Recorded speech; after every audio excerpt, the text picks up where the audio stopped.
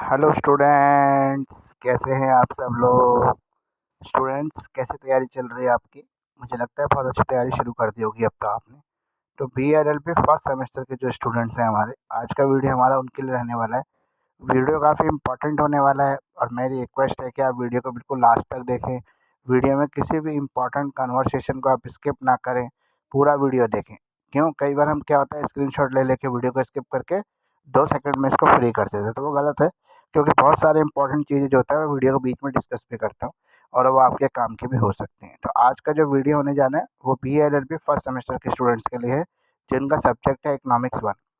ये जो सब्जेक्ट का सिलेबस है वो CCS यूनिवर्सिटी और माँ शाकुम्भरी यूनिवर्सिटी के सिलेबस को पूरी तरह कवर करता है। दोनों ही यूनिवर्सिटी के पेपर की मेरी गारंटी है कि मेरे बताए हुए इन इंपॉर्टेंट क्वेश्चन में से आपका पूरा पेपर आएगा। तो 70% मार्क्स आपके गारंटेड हैं अगर आप मेरे बताए हुए क्वेश्चन को एग्जाम में करके जाते हैं तो वीडियो कैसे लगते हैं आपको। फर्स्ट सेमेस्टर में आप आए हैं तो आपका कैसा एक्सपीरियंस है लॉ का, और आपको कैसा लग रहा है जब BLLB आप करने हैं तो।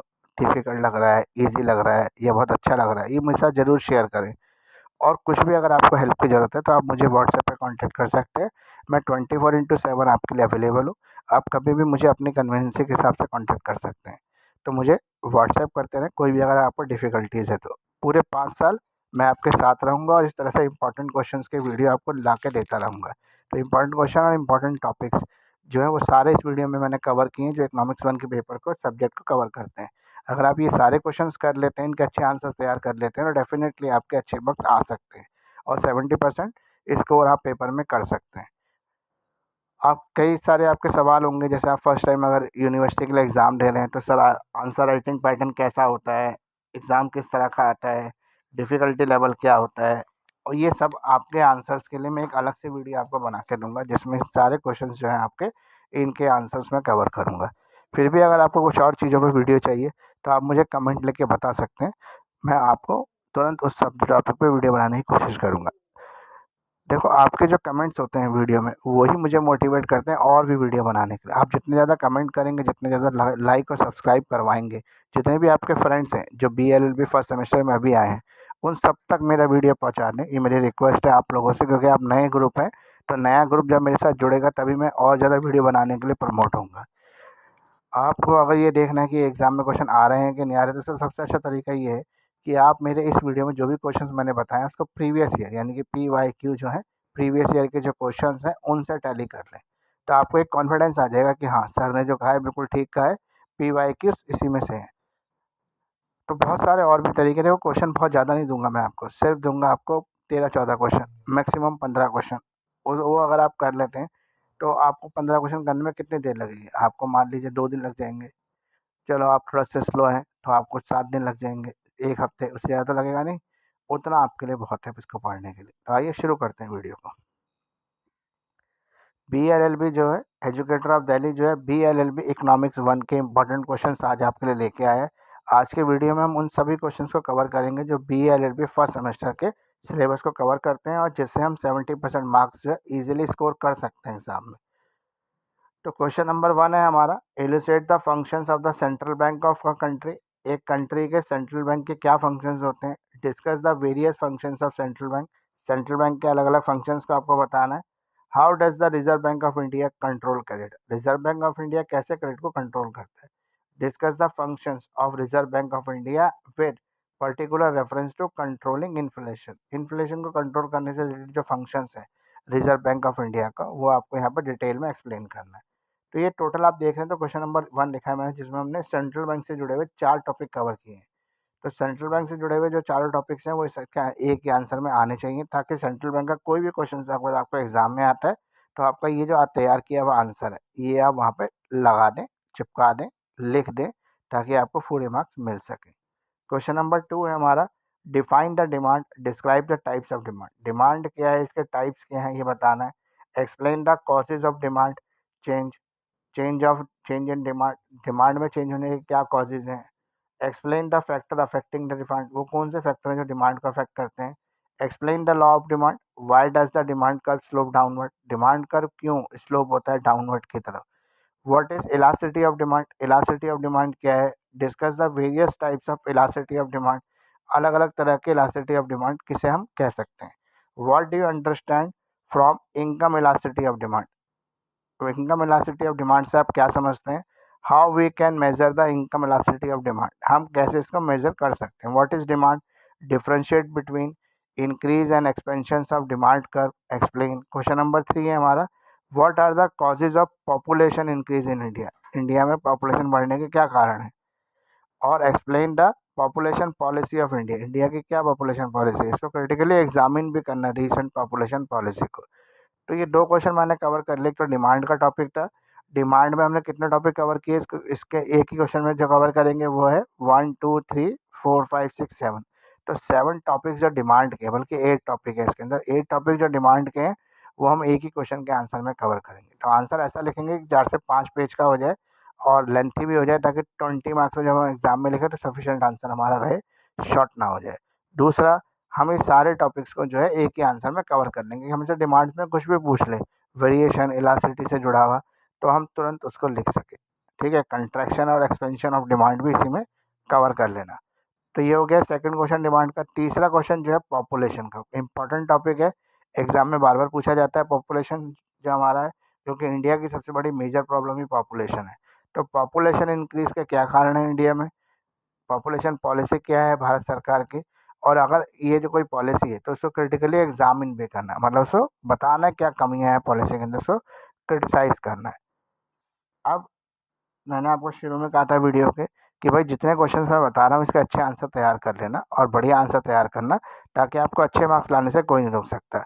अब बहुत सारे बच्चों के मन में सवाल होता है कि सर अच्छे आंसर का मतलब क्या है, मतलब क्या करें हम कि हमारे अच्छे मार्क्स आ जाए, कैसे आंसर लिखें? तो बहुत सरल तरीका है, आपके पास कोई भी बुक हो जो इकोनॉमिक्स की हो, अगर आपके पास बुक नहीं है तो क्लास 11th और 12th, स्पेशली क्लास 12th की जो बुक है वो आपके इस पूरे सिलेबस को कवर करते हैं। कुछ टॉपिक जो है क्लास 11th की बुक में भी आपको मिल जाएंगे। तो आप इन टॉपिक्स को जो है वहाँ बुक से पढ़ लें, वहीं से आंसर आप इसके अच्छे से तैयार कर लें।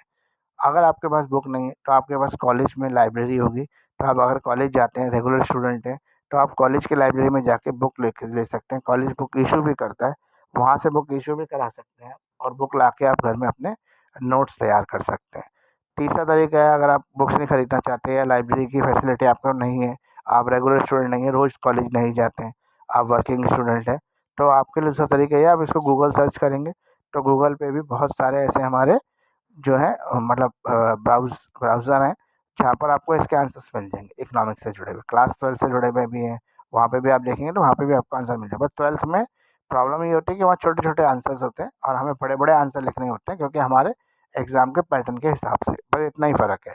दूसरा क्या है, बहुत सारे बच्चे कहते हैं कि सर हमारे पास तो मानसी है, हमने मानसी ले ली है, तो क्या मानसी हम इकोनॉमिक में यूज़ कर सकते हैं? तो देखो, मेरा एक ही आपको कहना है कि मानसी जैसी बुक पर बिल्कुल विश्वास ना करें। बुक बिल्कुल अच्छी नहीं है, सिर्फ क्वेश्चंस उसके आप देख सकते हैं, आंसर्स देखने के लिए उस बुक को यूज़ कभी ना करें, क्योंकि उसके आंसर बहुत ही थर्ड क्लास आंसर हैं। अगर आप वो आंसर आप एग्ज़ाम में लिख के आएंगे तो आपके मार्क्स बिल्कुल ही नहीं आएंगे, बिल्कुल मार्क्स नहीं आएंगे, 0 मार्क्स भी आ सकते हैं, बहुत कम मार्क्स भी आ सकते हैं। आपने सोचा मैंने तो यार पूरा पेपर अटैम्प्ट कर दिया 80 मार्क्स का, मेरे तो 70 तो पक्के हैं, 70 तो 60 तो आ ही जाएंगे, लेकिन जब मार्क्स आएंगे तो आप देखेंगे 40 ही आए, और या 42 ही आए, या लाइन से पास हो गए या पास होने से रह गए। उसका रीज़न ये है कि उनके आंसर्स आंसर्स अच्छे नहीं होते हैं मानसी के। अब कुछ भी आपके पास समय नहीं है, आप वर्किंग है, आपके पास बहुत कम समय होता है, तो मेरे पास आंसर्स हैं, आप मुझसे ले सकते हैं। तो मेरे पास सभी इंपॉर्टेंट क्वेश्चन के आंसर्स अवेलेबल हैं, एक अफोर्डेबल प्राइस पर आप मुझसे ये आंसर्स परचेज कर सकते हैं। तो एजुकेटर ऑफ दिल्ली जो है इकोनॉमिक्स 1 के इंपॉर्टेंट क्वेश्चंस आज आपके बीच में कवर कर रहा है।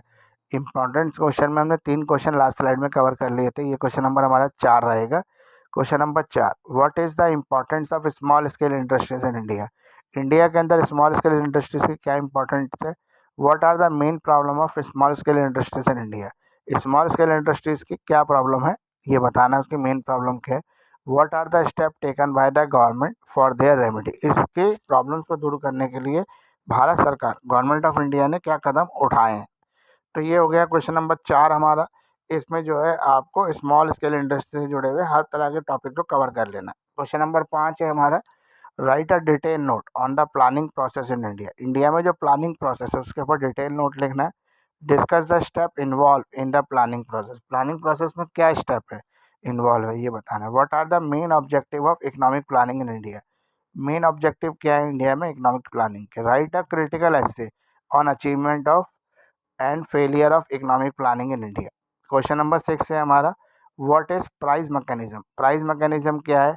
How the market price are determine, आप मार्केट प्राइस को कैसे पता लगा सकते हैं? Question number 7, what is meant by the capital? Capital से आप क्या समझते हैं? लेबर इंटेंसिव टेक्निक्स क्या होती हैं? Which of the two is better for an under develop and developing economy? Why? तो किसके लिए बेटर क्या है, अंडर डेवलप और डेवलपिंग इकोनॉमी के लिए कौन सी टेक्निक जो है वो बेटर है, कैपिटल या लेबर? क्वेश्चन नंबर 7 हो गया। क्वेश्चन नंबर 8 है हमारा, what is monetary policy? Monetary policy क्या है? What are the different instrument of monetary policy? Monetary policy के अलग अलग इंस्ट्रूमेंट्स क्या हैं, इनको एक्सप्लेन करना है। तो टोटल ये 8 क्वेश्चन होगा, जिसमें क्वेश्चन नंबर 5 में 4 टॉपिक हैं, क्वेश्चन नंबर 4 में 3 टॉपिक हैं, और क्वेश्चन नंबर 7 में 2 टॉपिक हैं। तो ये सारे टॉपिक आपको एक ही आंसर में कवर कर लेने, ताकि आपको जो है इजीली जो है एग्जाम में याद करने में दिक्कत ना हो। जैसे क्वेश्चन नंबर 4 में 3 ये है, 3 टॉपिक हैं, तो तीनों टॉपिक आप एक ही आंसर में तैयार कर लेना। क्वेश्चन नंबर 5 में 4 टॉपिक हैं, चारों टॉपिक आप एक ही आंसर में तैयार कर लेना। ये सारे क्वेश्चंस अगर आप अच्छी तरह से कर लेते हैं, बढ़िया तरीके से उनको याद कर लेते हैं और से आंसर लिख के आते हैं एग्जाम में, तो 70% आपके मार्क्स गारंटेड हो सकते हैं।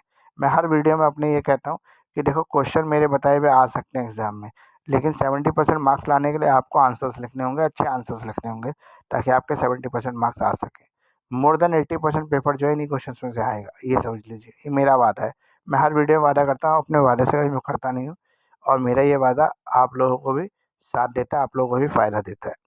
तो मेरा वादा है, लेकिन वादा जब भी कंप्लीट होगा जब आप इसके अच्छे आंसर तैयार करेंगे, बढ़िया तरीके से इसको याद करेंगे। एजुकेटर ऑफ दिल्ली जो है आज आपके लिए इकोनॉमिक्स 1 के इंपॉर्टेंट क्वेश्चंस लेके आया है। ये वीडियो काफ़ी इंपॉर्टेंट रहने वाला है, और सारे इंपॉर्टेंट क्वेश्चंस को हम आज के वीडियो में कवर करने वाले हैं। क्वेश्चन नंबर 8 तक हमने लास्ट स्लाइड में कवर कर लिया था। अब हम क्वेश्चन नंबर 9 से शुरू करेंगे इस स्लाइड को। क्वेश्चन नंबर 9 है हमारा, what is the role of agriculture and industry in India? India में एग्रीकल्चर का और इंडस्ट्री का क्या रोल है? What should be priorities between the agriculture and industry for India as an developing country? India एक developing country है, तो developing country होने के नाते हमारी क्या प्रायोरिटीज़ हैं एग्रीकल्चर को और इंडस्ट्री को, कौन सा ना हमें पहले देखना है। क्वेश्चन नंबर 10 है हमारा, discuss the genesis of crisis of public sector in India. India के पब्लिक सेक्टर में जो क्राइसिस आएंगे वो बताना है आपको। Disinvestment, panacea for resolving the crisis. फिर what are the problems of public sector? Public sector की क्या प्रॉब्लम है? Discuss the objective of privatisation of public sector in India. Question number 11 है हमारा, write and note on relation between economic and law. Economic और law में क्या relation है? Question number 12, right A short note on new economic policy. New economic policy पर एक short note लिखना है आपको। Define the consumer surplus. Consumer surplus क्या है? प्रैक्टिकल डिफिकल्टीज क्या है इसकी? मेजरमेंट कीजिए कंज्यूमर सरप्लसेस को। तो ये जो हमारा वीडियो है, इसमें हमने 13 क्वेश्चन अभी तक कवर कर लिए हैं, और ये 13 क्वेश्चन काफ़ी इंपॉर्टेंट क्वेश्चन हैं। अगर आप ये कर लेते हैं तो डेफिनेटली आपके अच्छे मार्क्स आ सकते हैं। तो ऑनलाइन लाइव क्लासेस जो है वो भी अवेलेबल है मेरे पास, आप चाहें तो मेरे लाइव बैचेस को भी ज्वाइन कर सकते हैं।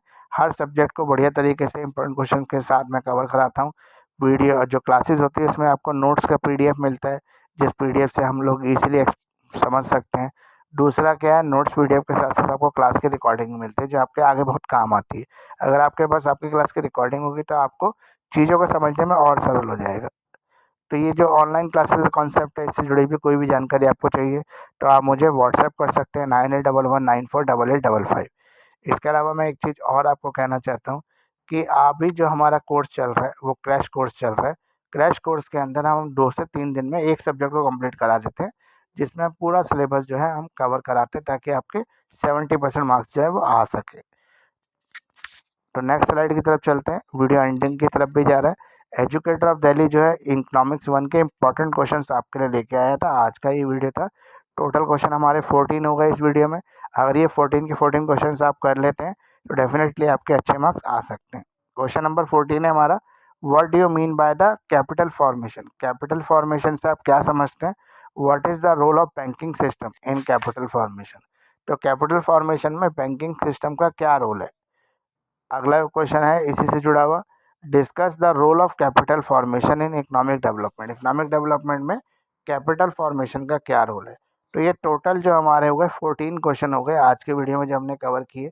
अगर ये 14 के 14 क्वेश्चंस आप कर लेते हैं तो डेफिनेटली मेरी गारंटी है कि आपको अच्छे मार्क्स एग्जाम में आ सकते हैं। 70% मार्क्स तक आप स्कोर कर सकते हैं। तो 70% मार्क्स जो आपके गारंटेड होने वाले हैं अगर आप मेरे बताए गए सभी क्वेश्चंस के आंसर जो है अच्छे से तैयार कर लेते हैं, जो भी मैंने बताया उनको। तो एजुकेटर ऑफ दिल्ली जो है आज आपके लिए लेके आया था BLLB फर्स्ट सेमेस्टर के बच्चों के लिए इंपॉर्टेंट वीडियो था इकोनॉमिक्स 1 का।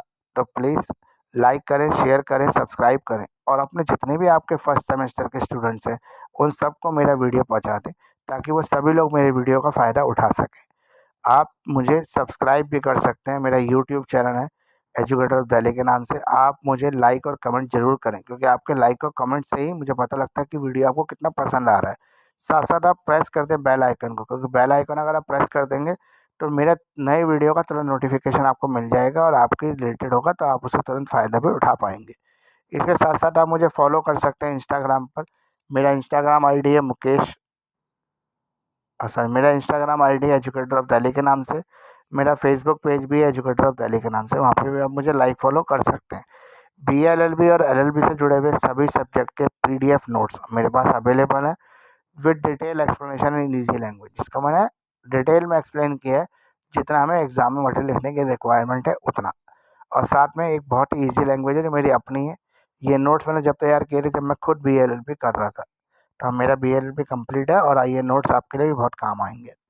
वीडियो लेक्चर्स भी हैं मेरे पास, मेरे क्लासेस के रिकॉर्डेड सेशंस हैं मेरे पास, वीडियो लेक्चर्स हैं मेरे पास जिसको आप परचेज कर सकते हैं। इसमें मैंने पूरे सब्जेक्ट को डिस्कस किया है, जो भी सब्जेक्ट के आप परचेज करेंगे। फॉर एग्जांपल इकोनॉमिक्स से आपने लिए तो इकोनॉमिक्स के हर टॉपिक सब्जेक्ट को मैंने यहाँ पे कवर कर रखा है। तो ये आपके लिए काफ़ी इंपॉर्टेंट रहने वाला है। एक नॉमिनल प्राइस में मैं आपको वीडियो अवेलेबल करा दूंगा। तो प्लीज़ कॉन्टैक्ट करें अगर किसी भी तरह की आपको मदद चाहिए तो एजुकेटर ऑफ दिल्ली से। आप मुझे व्हाट्सएप भी कर सकते हैं 9811948855। चाहे तो आप मुझे मेल पर भी मेल लिख सकते हैं kirat29.mukesh@gmail.com। तो वीडियो आपको कैसे लग रहे हैं ये कमेंट करके बताएं। आपके कॉलेज के जो ग्रुप्स हैं उसमें ये वीडियो ज़रूर वायरल कर दें और साथ साथ अपने फर्स्ट सेमेस्टर के स्टूडेंट्स को ये वीडियो जो है भेज दें ताकि वो भी इस वीडियो का फ़ायदा उठा सकें। तो थैंक यू फ्रेंड्स, इतना समय देने के लिए, एजुकेटर ऑफ दिल्ली को इतना प्यार देने के लिए आप सबका बहुत बहुत शुक्रिया, बहुत बहुत धन्यवाद।